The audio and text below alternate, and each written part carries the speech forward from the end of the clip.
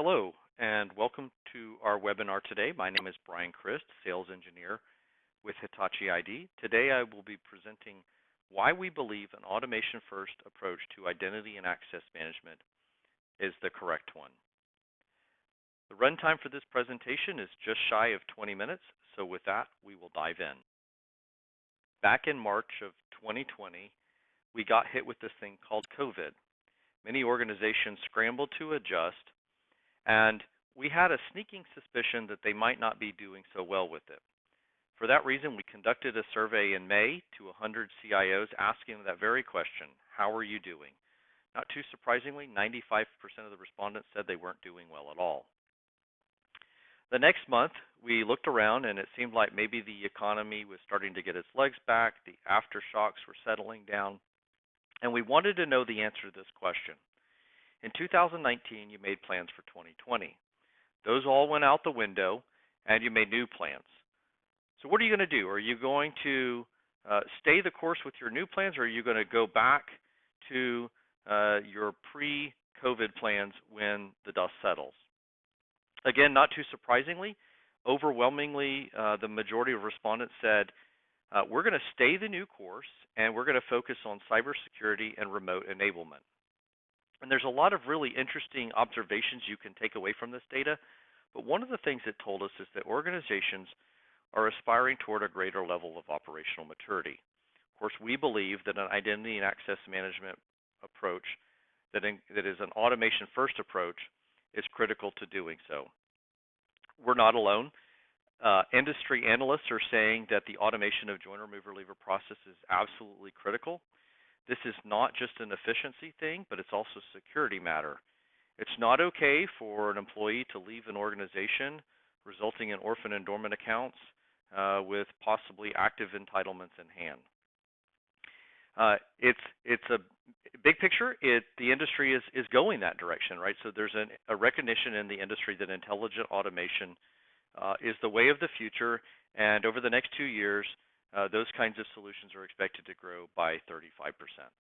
Before I talk about what an automation-first approach looks like, I do want to talk about some reasons why I think folks don't go down this route, and part of that includes a set of misconceptions.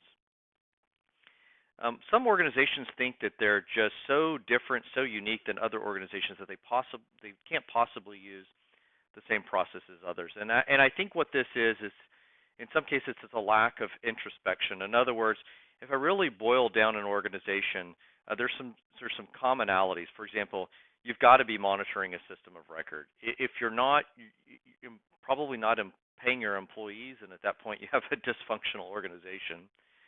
You're onboarding, you're offboarding, and so you've kind of got this common set of things going on that every organization deals with. And if you can automate just that, you're immensely better off.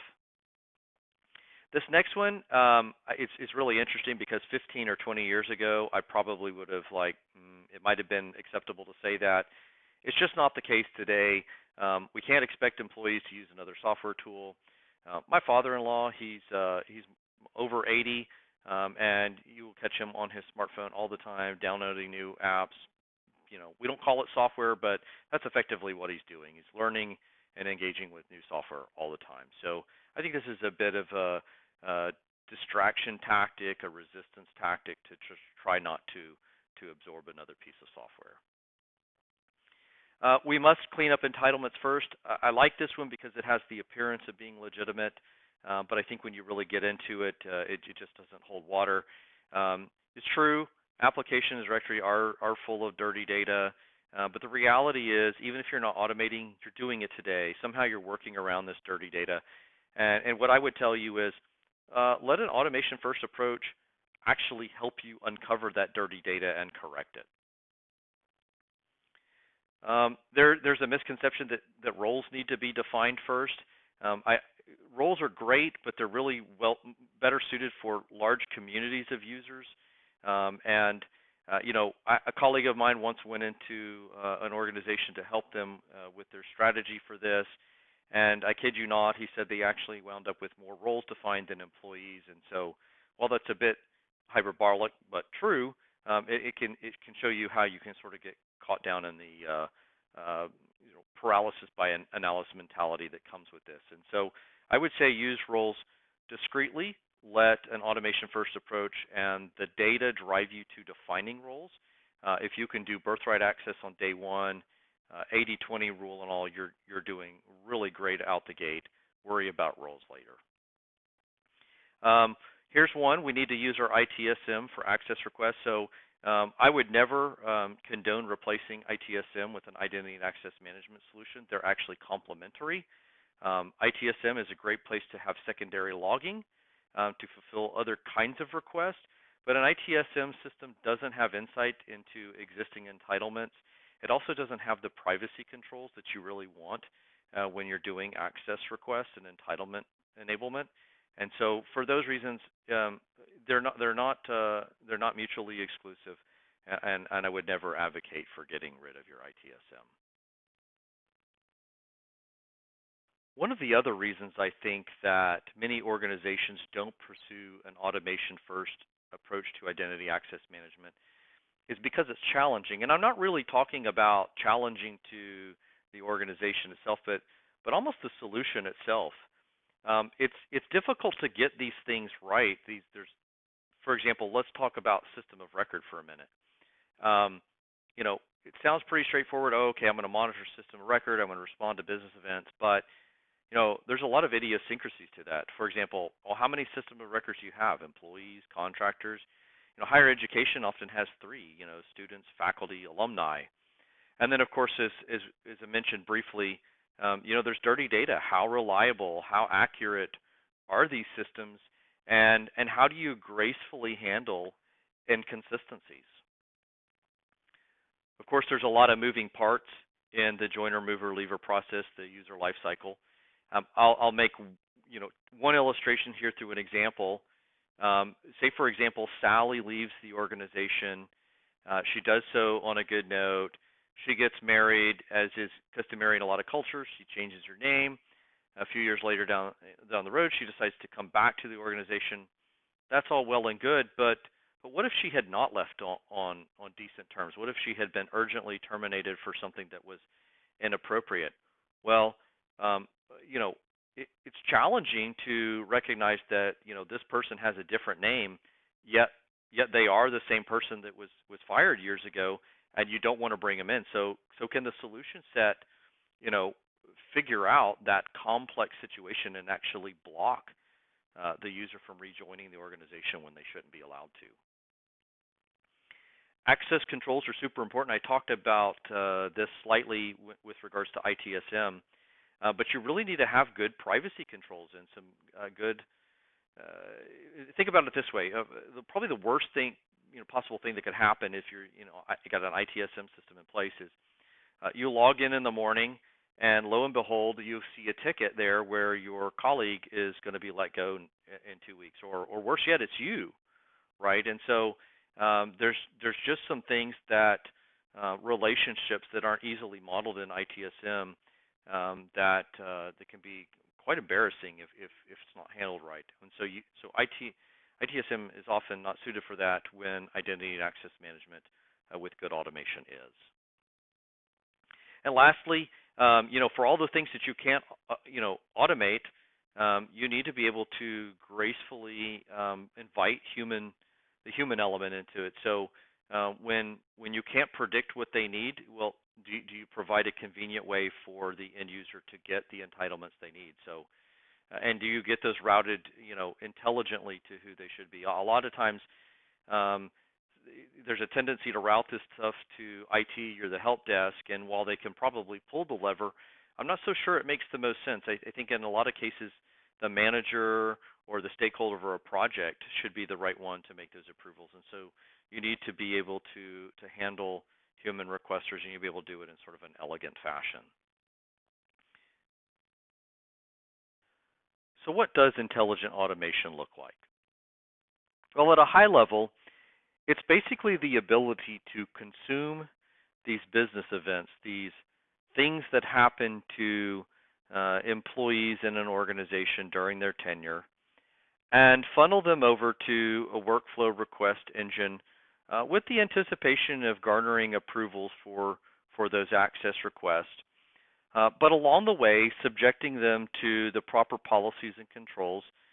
This is not a one-size-fits-all situation, so different users should be assigned different risk scores, and depending on what function they have in the organization, they should be subjected to segregation of duty controls. And lastly, to make all of this happen, the fulfillment engine should be working through a set of connectors to light up entitlements, tear down entitlements on the target systems that are affected. Also talking to your ITSM systems, your SIEM systems, and responding accordingly there. But I want to drill down a little deeper in that and talk about really three key things that intelligent automation should do. And it's these three things that, when done right, will really propel your organization to a higher level of operational maturity. So intelligent automation is predictive. What I mean by that is, while you're monitoring systems of record, you ought to be able to look at things like employee attributes. So who's their boss? What department are they going into? What's their job title? And based on those kinds of things, give them birthright access that empowers them to do 80% of what they need to do day one. Intelligent automation is also responsive. So I give you the illustration of getting the user into the organization, but now you need to be able to respond to somewhat lateral changes within the organization, whether that's moving from one department to another, or perhaps an employee needs to go on leave of absence. And so maybe that means that their entitlements get disabled during the leave of absence. So when their boss approves that request, those things get temporarily disabled, not shut down, not deleted, just maybe not usable, right? And then lastly, intelligent automation is assistive. So if you give them birthright access, if you can respond to these lateral changes, things that happen while they have